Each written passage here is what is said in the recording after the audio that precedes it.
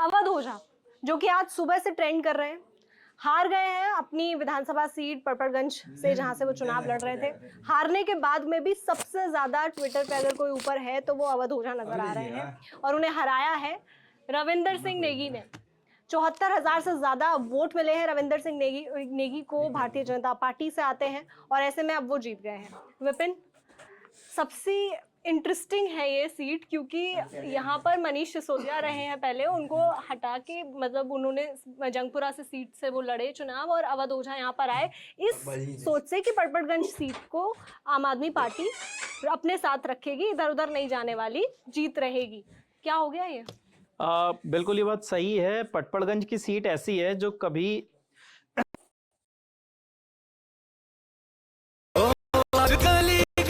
की दूरी से ही दूर रही। पहले नकुल भारद्वाज यहाँ से एक नेता होते थे, भारतीय जनता युवा मोर्चा के यंग लीडर।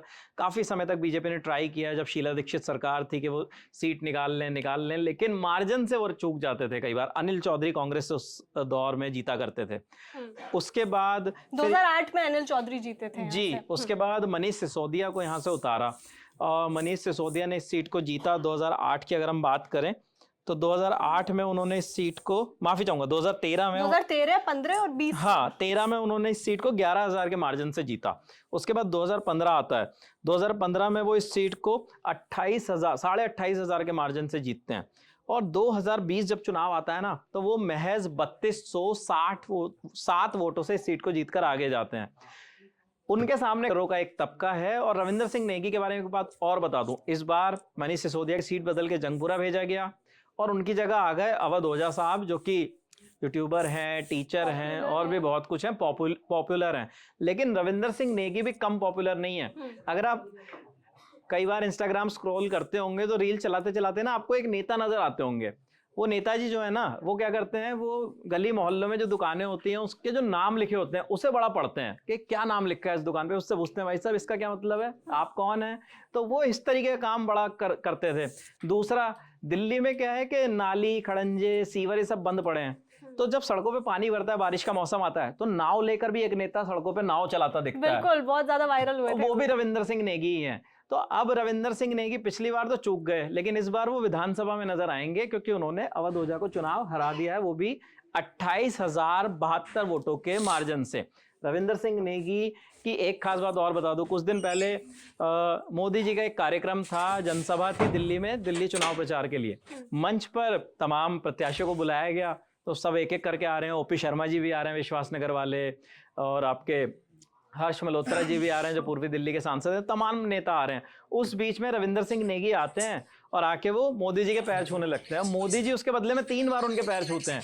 तो ये वही नेता हैं। तो वो वीडियो भी कई लोगों ने देखा होगा, काफी वायरल रहे हैं इस पूरे टाइम में, कैंपेनिंग के टाइम में भी और उससे पहले भी। अवध ओझा की टक्कर में बीजेपी ने ऐसा ही नेता उतारा जो दूसरी तरफ से उस तरीके से वायरल हो। तो रविंदर सिंह नेगी को लोग सिर्फ इसलिए याद कर रहे हैं ना कि मनीष सिसोदिया की सीट बड़ी फंसा दी थी।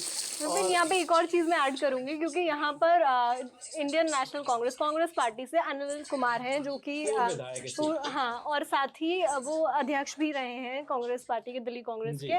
और ऐसे में ये जो ये जो फाइट है ये कड़ी हो सकती थी, लेकिन जिस तरीके से मैं यहाँ वोट देख रही हूँ, 16,500 कांग्रेस को मिला है ना। कांग्रेस को अच्छा वोट मिला है इस सीट पे। जब 3-4 हजार के टैली से आगे जा नहीं रही कई कहानी, तो पटपड़गंज में अच्छा वोट मिला है। मैं एक बात ये ईमानदारी से कह दूं कि ये जो 16,000 वोट कांग्रेस पार्टी को मिला है ना इस सीट पर, ये कांग्रेस के निशान से ज्यादा ये वोट अनिल चौधरी को मिला है, क्योंकि आज भी वो दिल्ली कांग्रेस के प्रदेश अध्यक्ष रहे, वो इस सीट से विधायक रहे। दिल्ली से बाहर उनको, पटपड़गंज से बाहर भी जाना पड़ा, लेकिन उन्होंने इस इलाके को नहीं छोड़ा।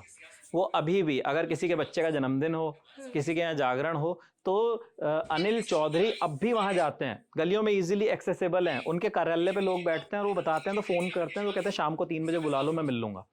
वो इस तरीके का काम करते हैं। तो ये 16,500 वोट जो है वो उस चीज का, और इस चीज का भी आप कह सकते हो, अगर कहीं ना कहीं लोग ये मानते हैं कि कांग्रेस को आम आदमी पार्टी का वोट पड़ा है, तो 16,500 वोट वो ले गए और ये हारे लगभग 28,000 से। तब भी 12,000 वोट इनका कम ही रह जाता अगर कांग्रेस पार्टी को नहीं पड़ता। लेकिन रविंदर सिंह नेगी जो हैं अब चुनाव जीत गए हैं और विधानसभा में ये भी नजर आएंगे एक बेंच पर बैठे हुए। तो ये परिणाम है पटपड़गंज का। इधर भी थे उधर भी थे, जीत रविंदर सिंह नेगी को मिल गई। और ये बात हम कर रहे थे पटपड़